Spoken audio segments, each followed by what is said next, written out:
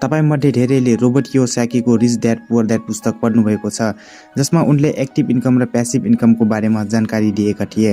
Robert Kiyosaki भन्छन्, financial freedom पाउनको लागि तपाईले सकेसम्म धेरै वेल्थ बिल्ड गर्नुपर्छ। यसले तपाईको लागि प्यासिभ इन्कम उत्पन्न गर्नेछ। तर कलेज ग्रेजुएट र यङस्टरले थाहा पाएर पनि सजिलै लागू गर्दैनन्, किनभने रिच ड्याड पुअर ड्याडमा तपाईले सिकेका केही कुराहरू छैनन्। त्यसैले आज म इन्टरनेट मार्केटर र बिजनेस कन्सल्टेन्ट ड्यान लोकको लेटेस्ट बुक अनलकी बाट केही कुराहरू बताउने छु। यसले पैसाको बारेमा तपाईको दृष्टिकोण परिवर्तन गर्नेछ। ड्यान लोकको पुस्तक अनलकीबाट पहिलो कुरा मैले सिके प्यासिभ इन्कम झुट हो। आजकल तपाईले प्यासिभ इन्कम धेरै सुन्नु भएको हुन सक्छ। एक पटक प्यासिभ इन्कम बनाउनुस् र त्यसपछि तपाईले केही नगरी निरन्तर पैसा पाउनुहुनेछ। हो, यो अलिकति साँचो हो कि तपाई केही गर्नुहोस् वा नगर्नुहोस् वा तपाई सुत्दै हुनुहुन्छ, प्यासिभ इन्कम जेनेरेट भइरहनेछ। तर त्यो प्यासिभ इन्कम जेनेरेट गर्न जुन सिस्टम निर्माण गर्नुपर्छ त्यो सुतेर निर्माण हुँदैन। यसको लागि धेरै योजना, प्रयास र समय चाहिन्छ। त्यो फेरि म्याक्सिमम मानिसहरू गर्न तयार हुँदैनन्, किनभने सिस्टम निर्माण गर्न योजना र कडा परिश्रम चाहिन्छ। इन्स्टाग्राममा देख्नु भएको व्यापारीको फोटो व्यापारीको जीवनशैली भन्दा बिल्कुलै फरक हुन्छ र यो जनतालाई पच्दैन। आजका समयका व्यापारी जस्तै Jeff Bezos, Bill Gates, Mukesh Ambani र ज्याक मा, यदि तिनीहरू चाहन्छन् भने तिनीहरू आफ्नो व्यवसायबाट जेनेरेट प्यासिभ इन्कमले आफ्नो सम्पूर्ण जीवन बिताउन सक्छन्, किनभने तिनीहरूको व्यवसाय नियन्त्रण गर्न शक्तिशाली प्रणालीहरू छन्, जसबाट उनीहरूको व्यवसाय उनीहरू अफिस जाने वा नजानेमा भर पर्दैन।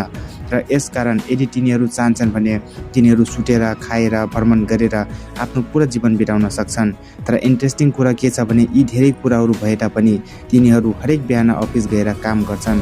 अर्कोतर्फ एक एभरेज व्यक्ति हुन्छ जो हरेक समय यो सोच्दछ कि अलिकति प्यासिभ इन्कम कहाँबाट उत्पन्न गर्ने र कुनै पनि काम नगरी आफ्नो सम्पूर्ण जीवन बिताउन चाहन्छ। एट द इन प्यासिभ इन्कमको परिभाषा हेर्नुभयो भने केही नगरी आम्दानी गर्ने भन्ने अर्थ निस्कन्छ, जबकि संसारमा कुनै पनि चिज यसरी काम गर्दैन। रियल इस्टेटदेखि इन्भेस्टमेन्ट र अनलाइन प्रोडक्टहरू बेच्ने सबै कुरामा केही प्रयास चाहिन्छ, किनकि बजार परिवर्तन हुन्छ, गभर्मेन्ट पोलिसी परिवर्तन हुन्छ र जनताहरूको चाहना पनि परिवर्तन हुन्छ। त्यसैले ड्यान लोक भन्छन् कि हामीले प्यासिभ इन्कमलाई नयाँ शब्द लेभरेज इन्कमले बदल्नुपर्छ। यसको मतलब यो हो कि अन्य व्यक्तिहरूको समय, स्रोत र प्रविधि प्रयोग गरेर आफ्नो न्यूनतम प्रयासबाट अधिकतम आउटपुट प्राप्त गर्नु पर्दछ। जस्तै एमाजोन र फेसबुकको लागि इन्टरनेट एक लिभरेज हो र स्विगी र जोम्याटो जस्ता सेवाहरूको लागि डेलिभरी बोयजहरू लिभरेज हुन्। त्यस्तै ओला र उबरका लागि अन्य मानिसहरूको गाडीहरूले लिभरेजको रूपमा काम गर्दछन्। अर्थात् वेल्थ क्रिएट गर्ने उत्तम उपाय भनेको टेक्नोलोजी र रिसोर्सको सदुपयोग गरेर काम गर्नु हो, न कि प्यासिभ इन्कमको आशामा मात्रै बस्ने हो। अनलकीबाट मैले दोस्रो कुरा सिकेको हो कि understand the wealth triangle. Dan Lok भन्छन् कि धन दुई तरिकाले सिर्जना गर्न सकिन्छ। First method is slow way र second method is fast way.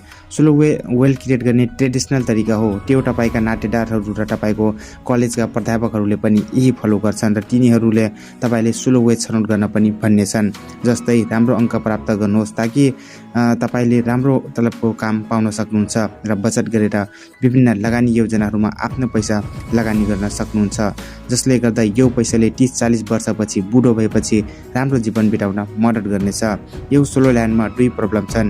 पहिलो, यो धेरै स्लो छ र दोस्रो, यो अरूमा निर्भर छ। अर्थात् तपाईले तलब दिने मालिकमा र तपाईले किनेको सेयरको कम्पनीको पर्फर्मेन्समा भर पर्दछ। यसको मतलब तपाईको नियन्त्रणमा केही छैन।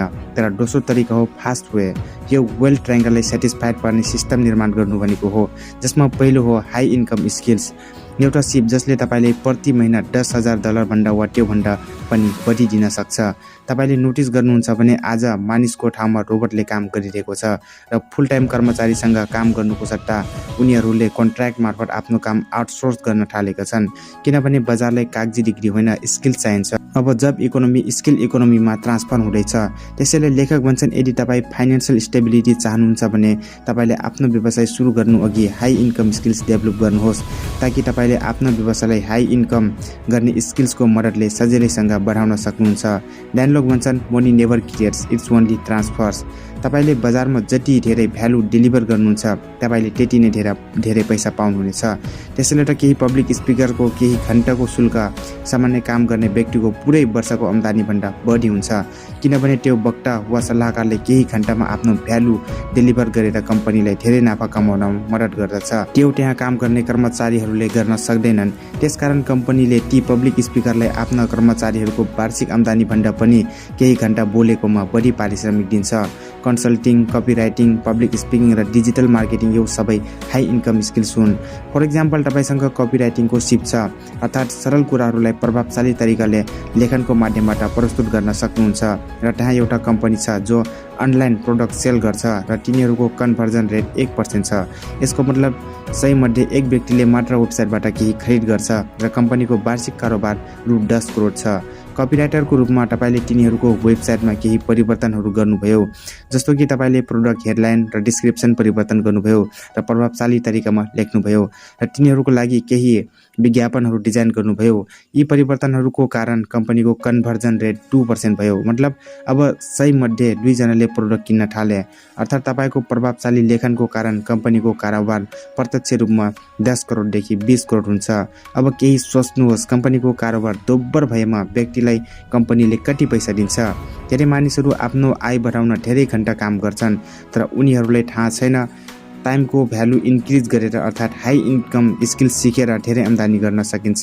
वेल्थ ट्रायंगलको दोस्रो पक्ष हो स्केलेबल बिजनेस हो, अर्थात् एउटा यस्तो बिजनेस जुन विश्वव्यापी रूपमा विस्तार गर्न कम स्रोत र लगानी चाहिने व्यवसाय हो। यसको मतलब इन्टरनेटमा आफ्नो हाई इन्कम स्किल्स ल्याउनु पर्छ, जसको माध्यमबाट तपाईले आफ्नो सिपलाई इन्टरनेटको लिभरेजको साथ विश्वव्यापी रूपमा विस्तार गर्न सक्नुहुन्छ, किनभने भविष्यमा इन्टरनेटमा आधारित व्यवसायहरू धेरै टाढासम्म जानेछन्, जहाँ तपाईको सामाजिक पुँजी तपाईको आर्थिक पुँजी बन्न सक्छ।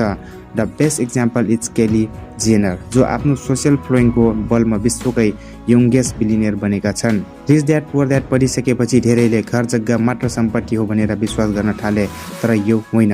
सम्पत्ति धेरै प्रकारको हुन सक्छ। तपाईको इन्टेलेक्चुअल प्रपर्टी जस्तै तपाईको ग्राहकहरूको डेटा र तपाईको ब्रान्डको प्रतिष्ठा पनि एक सम्पत्ति हो। यदि अर्कै तरिकाले हेर्ने हो भने इन्स्टाग्राम, युट्युब, फेसबुक, गुगल वा पुरै इन्टरनेट नै बैंक हो, जसमा आफ्नो ट्यालेन्ट डिपोजिट गर्नुपर्छ र तपाईले त्यो ट्यालेन्ट मार्केट भ्यालु अनुसार तपाईले जति पैसा पनि विड्रल गर्न सक्नुहुन्छ।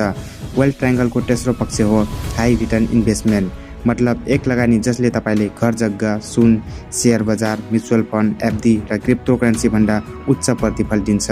र अब तपाई सोच्दै हुनुहुन्छ कि त्यो लगानी के हो जसले यी सबैभन्दा बढी रिटर्न दिन्छ? त्यो हो सेल्फ इन्भेस्टमेन्ट, जसमा विश्वका धेरै बिलियनरहरू पनि विश्वास गर्छन्। म्युचुअल फन्डमा हाम्रो पैसा लगानी गर्नु अघि हामीले आफ्नो आत्ममूल्य बढाउनुपर्छ, किनकि पैसा बिरालो जस्तै हो। यदि तपाईँ त्यसको पछाडि दौड्यो भने त्यो तपाईँको हातमा कहिल्यै आउँदैन, तर यदि तपाईँसँग त्यस्तो चिज छ जो उसलाई चाहिन्छ भने त्यो तपाईँ कहाँ आफै आउनेछ। तपाईँको अन्य लगानी बर्बाद हुन सक्छ, बजार क्र्यास हुन सक्छ, तर तपाईले सिकेको स्किल्सको भ्यालु कहिल्यै शून्य हुँदैन। यो वेल्थ ट्रायंगल प्रयोग गरेर धेरै कलाकारहरू, युट्युबरहरू, ब्लगरहरू र इन्स्टाग्राम इन्फ्लुएन्सरले कुनै पनि व्यवसाय सुरु नगरी करोडौं डलरको सम्पत्ति जेनेरेट गरेका छन्। तेस्रो कुरा मैले अनलकिबाट सिकेँ, मनी एम्प्लिफाइज योर पर्सनालिटी। धेरैले धनीलाई नराम्रो भन्छन्, तर तिनीहरूको समृद्धिसँग कुनै सम्बन्ध हुँदैन, किनकि त्यो उनीहरूको पर्सनालिटी हो। जसरी केही गरिबहरू पनि त खराब हुन्छन्, त्यसै गरी केही धनीहरू पनि खराब हुन सक्छन्। तपाईले एउटा कुरा बुझ्नुपर्छ, पैसा एक एम्प्लिफायर हो। तपाईको व्यक्तित्व राम्रो होस् वा नराम्रो होस्, यसले मात्र संसारलाई एम्प्लिफायर गर्छ।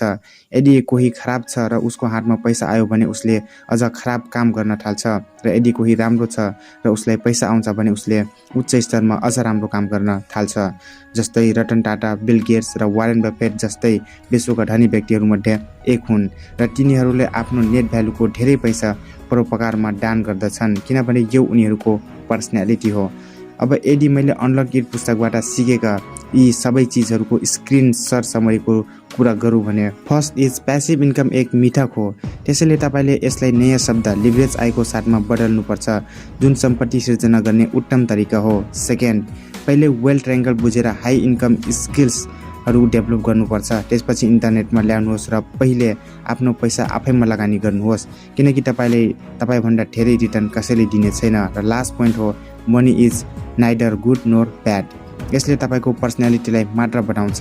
साथीहरु, यी 3 चीजहरु मैले डेन लोकको लेटेस्ट बुक अनलकिटबाट सिकेको छु।